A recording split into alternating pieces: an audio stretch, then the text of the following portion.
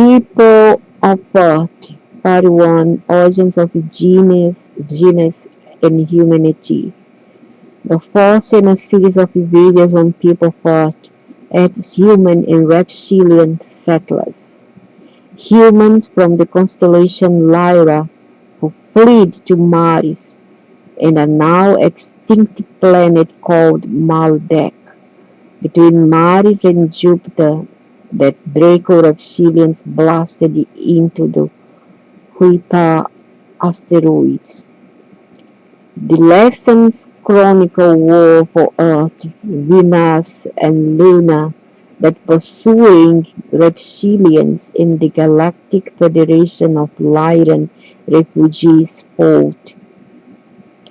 The Treaty of Hatona that ended the Draco-Federation war authorized 12 human groups. When they talk about human here, they mean humanoids, but not really human like us. Totally different. 12 humanoid groups and one reptilian group to fashion a hybrid proto-Earthlings for each area of off-planet alien terrestrial and Earth. The Anunnaki, Lyran's refugees from the Sirius Unity Kingdom via the planet Nibiru. So the Anunnaki, Lyran refugees, you see, they are infiltrated everywhere. So who's to say a Lyran is human like us? No, they aren't. They are humanoid. They are biped. They have hands like a bit like eyes, feet, but they are not humans. From the Sirius Unity Kingdom via the planet Nibiru, combined the Homo sapiens genus with those of Homo erectus, which is the Sasquatch, Bigfoot, the proto-Earthling, who inhabited Africa. Life, it was everywhere from Americas to Europe to Russia, minus only Africa. There's a big light. From here, I can grasp that these people doesn't know much. No such thing as Africa alone. Out of Africa alone, there's no such thing. Okay? These Bigfoot families are pretty much predominant in the North America areas there, in Russia, in the Caucasus regions in Russia, not just Africa, but Russia. Homo erectus, practically not only in Africa, okay? I mean, maybe they take the Africans one, but still, they see beings that they brought here or widespread. Anunnaki royals in Kai and Maldek and the rebel Anunnaki astronauts who ran the gold transshipment base on Mars enhanced the Earthling gene pool. Enhanced the Earthling gene pool. That's mean they transmuted, they adjusted, they manipulated, they changed. Party 3. That's the party 3. Oh.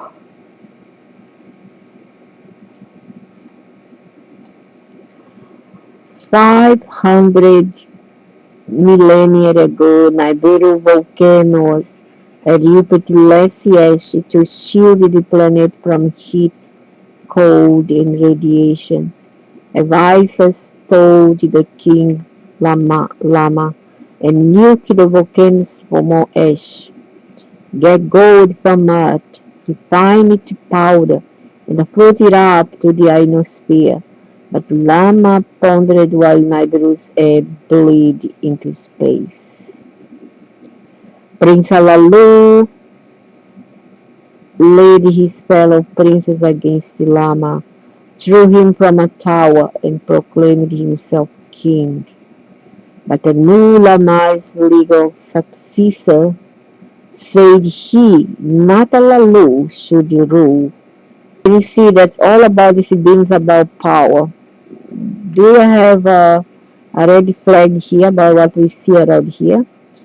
To avoid the war between him and pretender Nu, Alalu gave his daughter Damkina to Anu's son Inkaya. The firstborn Inkaya and Damkina begat would follow Alalu as Nibiru king. Their son would unite Anu's and Alalu's lines. Anu agreed and pledged royalty to Alalu. Alalu made Anu his cupbearer.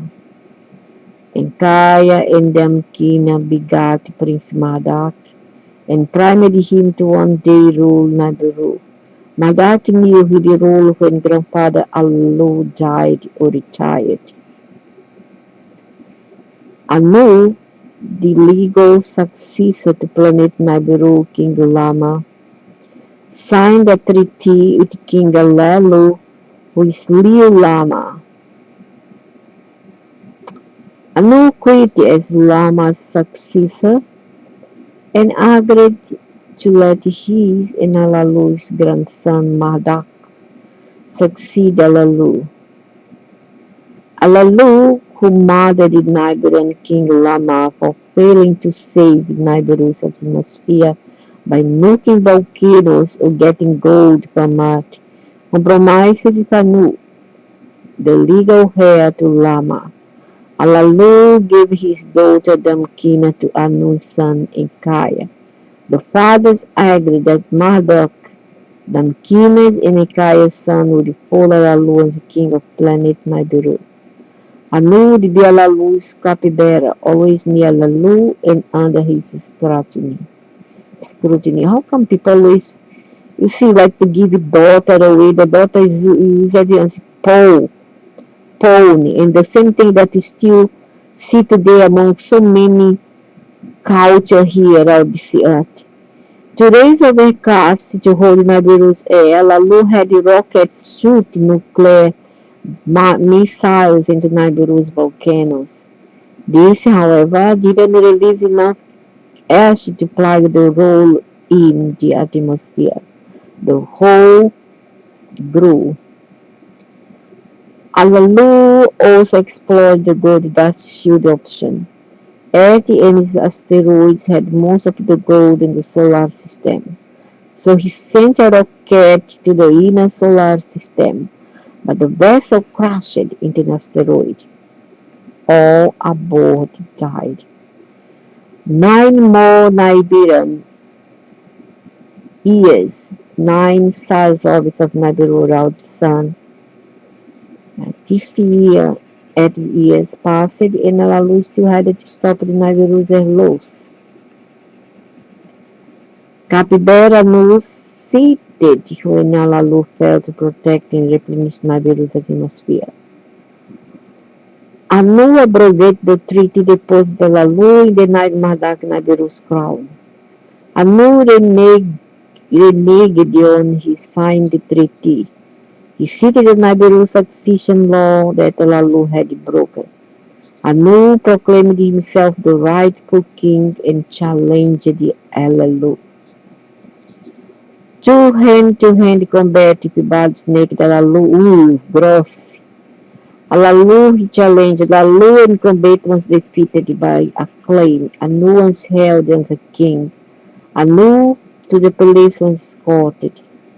But Alalu to the palace did not return. From the crowd he stealthily escaped, or he died like Lamar years before. On deck he now inched to others to the place of the celestial chariots, rockets. He hurriedly went. The missile-throwing chariots Alalu climbed its heights behind him. he closed. The four-part chamber he entered, the commander's seat he occupied, and the celestial boat, Alalu from Nibiru escaped. The snow healed the earth, Alalu set his course. People from planet Nibiru took domination strive to earth. During this time, 450,000 years ago, on the make on the planet Nibiru, Capybara Anu went hand-to-hand in the combat overthrew King Alalu, who had failed to ameliorate the planet's climate crisis with gold dust from solar asteroid belt to reactivation of Nibiru's dormant volcanoes.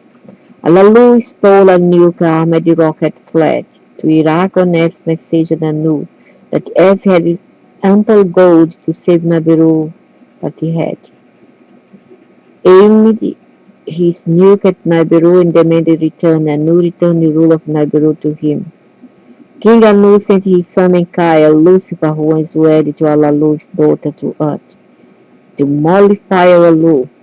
Enkaya and with a crew of 50 men built a base camp at Basra for the Nibiru gold mining expedition to Earth. Enkaya and his pilot Abigail hid Alalu's nuke in the cave in Africa.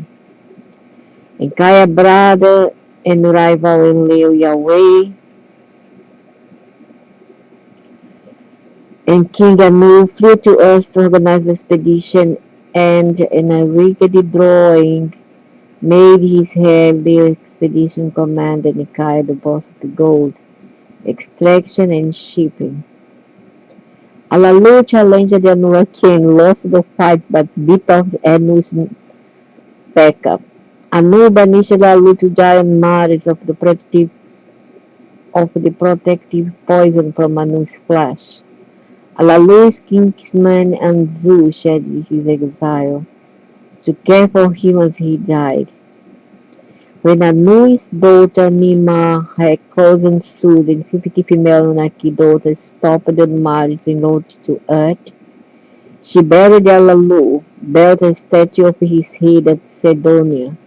Nima left Anzu 20 men to start a gold transshipment base on Mars.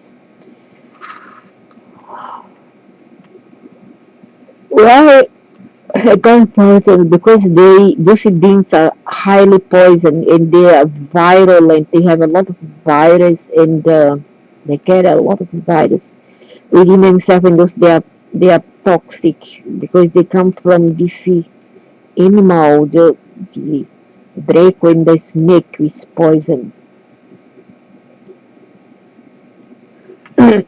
So a snake is something alien as well. The snake, the serpent here is aliens.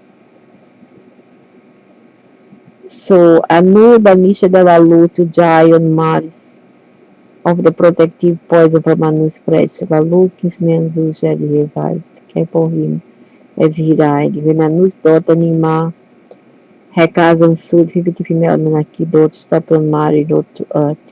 She buried Lalu, built a statue of his head at Sedonia.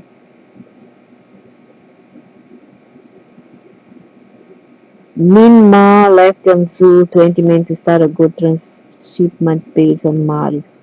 On Earth, Ninma renewed her affair with Enlil, but left him to live in Kaya, and they are siblings. I mean, Ninma and Enlil are siblings.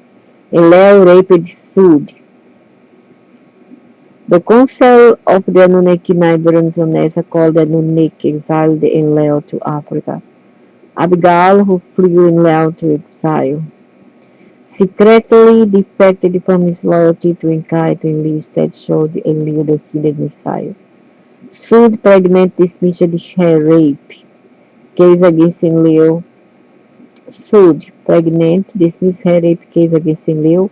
When he agreed to marry her, she became Enlil and birth.